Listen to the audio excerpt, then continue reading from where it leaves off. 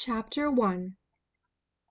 The first time I saw him, a heavy gray fog clung to the cornfields, tails of mist slithering between the dying stalks.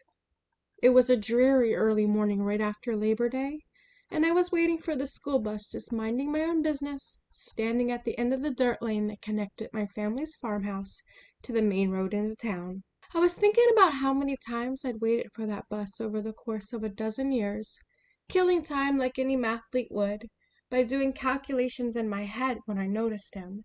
And suddenly, that familiar stretch of blacktop seemed awfully desolate. He was standing under a massive beech tree across the road from me, his arms crossed over his chest. The tree's low, gnarled branches twisted down around him, nearly concealing him, and limbs and leaves and shadows.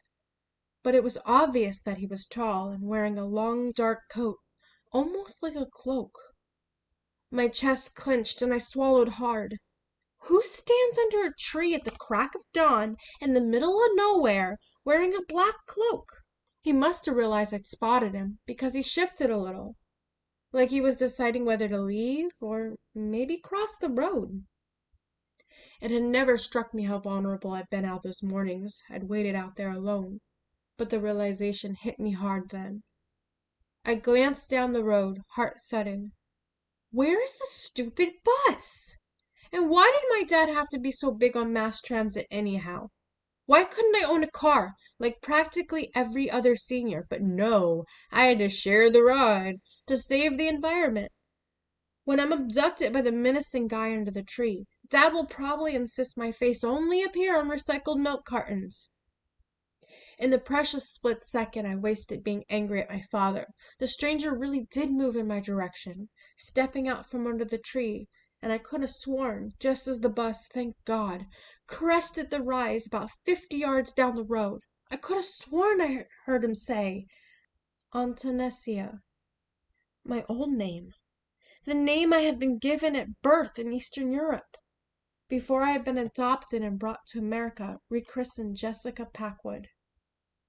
Or maybe I was hearing things, because the word was drowned out by the sound of hissing tires on wet pavement, grinding gears, and the whoosh of the doors as the driver, old Mr. Dilly, swung them open for me.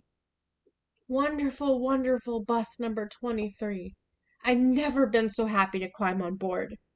With his usual grunted, "Morning, Jess," Mr. Dilly put the bus in gear, and I stumbled down the aisle, searching for an empty seat or a friendly face among the half-groggy riders. It sucks sometimes, living in rural Pennsylvania. The town kids were probably still sleeping, safe and sound in their beds. Locating a spot at the very back of the bus, I plopped down with a rush of relief. Maybe I'd overreacted. Maybe my imagination had run wild, or too many episodes of America's Most Wanted had messed with my head. Or maybe the stranger had meant me harm. Twisting around, I peered out the window and my heart sank. He was still there, but in the road now, booted feet planted on either side of the double yellow line, arms still crossed, watching the bus drive away, watching me, Antonesia. Had I really heard him call me by that long-forgotten name? And if he knew that obscure fact, what else did the dark stranger receding in the mist know about my past? More to the point, what did he want with me in the present?